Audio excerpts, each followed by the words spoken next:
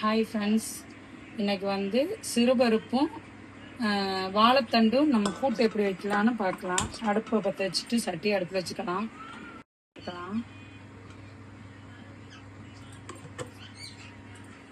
இந்த வாழைத்தண்டு ஆம்பளையாளுக்கெல்லாம் நல்ல உடலுக்கு அவ்வளோ ஒரு சத்தான அது.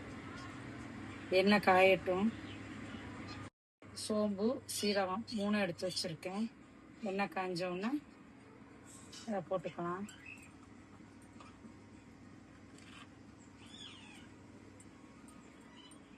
வெங்காயம், வரமிளகாய், கருவேப்பிலை, தக்காளி அதுக்கு சேர்க்க வேண்டிய பொருள்.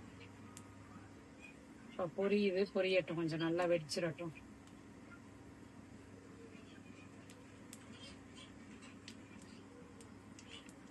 வெங்காயம், வரமிளகாய், கருவேப்பிலை சேர்த்துக்குவோம்.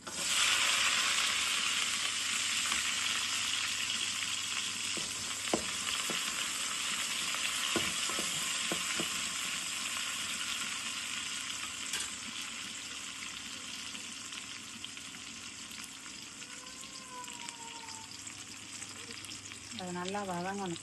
வெங்காயம் வதங்குற வரைக்கும் கொஞ்சம் நேரம் வெயிட் பண்ணி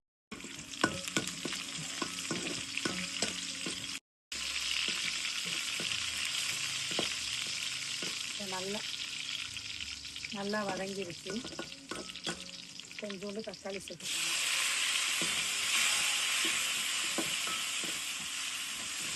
தக்காளி வந்து நல்லா மசிஞ்சிடணும்.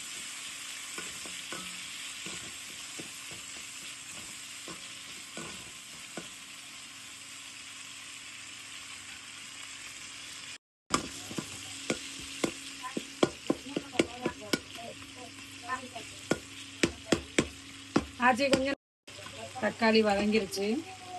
இப்போ நம்ம குக்கரில் போட்டு அவிச்சு வச்ச வாழைத்தண்டையும் சிறுபருப்பையும் போட்டுக்கலாம்.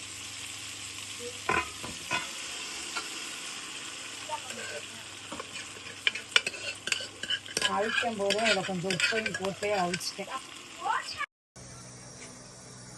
எண்ணெய் ஊற்றிக்கலாம். எண்ணெய் காயட்டும்.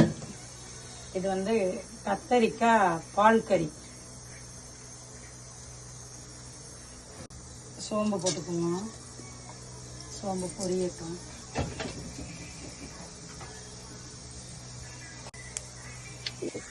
பச்சை மிளகாய், வெங்காயம், கருவேப்பிலை 3 போட்டுக்கணும். பச்சை மிளகாய் கொஞ்சம் கூட போட்டுக்கணும். ஏன்னா பச்சை மிளகாய் தான் இதுக்கு உரப்பு. மிளகாத்தூள் தான் நம்ம போட மாட்டோம். இதோட கத்தரிக்காயும் போட்டுக்கணும்.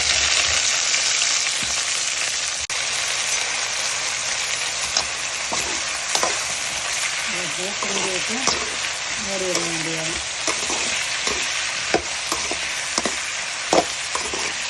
எண்ணெயிலே இந்த கத்தரிக்காய் வதங்கணும். நல்லா எண்ணெயிலேயே தான் அது வதங்கி இருக்கும். அவ்வளோ ஒரு சுவையாக இருக்கும். அந்த கத்தரிக்காய் பால் கறி வந்து அவ்வளோ டேஸ்ட்டாக இருக்கும். சிக்கன் குழம்பு, மீன் குழம்பு இதுகளுக்கெல்லாம் வந்து இதை செஞ்சு சாப்பிட்டோம்னா அவ்வளோ ஒரு சூப்பராக இருக்கும். காயை மூடி வச்சுட்டாங்க.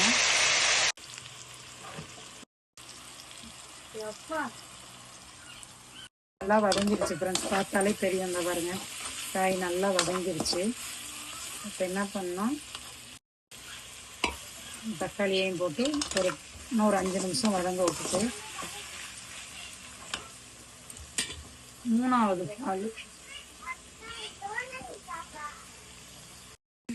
3வது பாலை நம்ம ஊற்றிடணும். இதில் ஊற்றிட்டு அவிய விட்டோம்னா அது வாட்டுக்கு அவிஞ்சிக்கிட்டு இருக்கும்.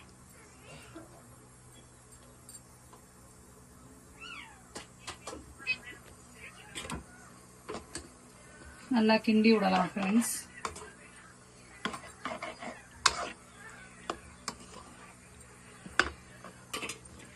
இந்த தேங்காய் பாலில் கத்தரிக்காய் நல்லா அவிஞ்சு கொலன்னு வந்துடும்.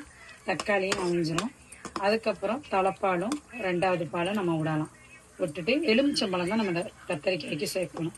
மிளகாத்தூள் எதுவுமே போடக்கூடாது. இது பால் கறி. கத்தரிக்காய் நல்லா வதங்கிருச்சு. தக்காளியும் நல்லா வதங்கிருச்சு ஃப்ரெண்ட்ஸ். பார்த்தீங்கன்னா உங்களுக்கே தெரியும் பாருங்க. கத்தரிக்காய், தக்காளி எல்லாமே நல்லா வதங்கிருச்சு. இது வந்து அவ்வளோ சூப்பரா இருக்கும் குழம்பு. நம்ம பச்சை மிளகா தான் இதுக்கு காரமே. இப்போ தேங்காய் பால் சேர்த்துக்கலாம். தேங்காய் பால் ஊற்றிக்குவோம் ஃப்ரெண்ட்ஸ்.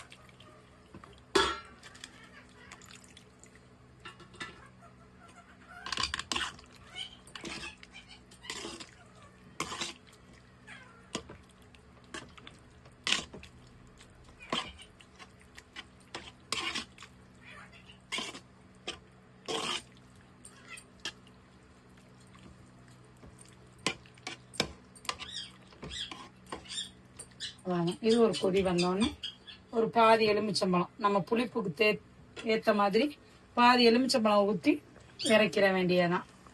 எங்களுடைய வீடியோ உங்களுக்கு பிடிச்சிருந்தா லைக் பண்ணுங்க, ஷேர் பண்ணுங்க, கமெண்ட் பண்ணுங்க.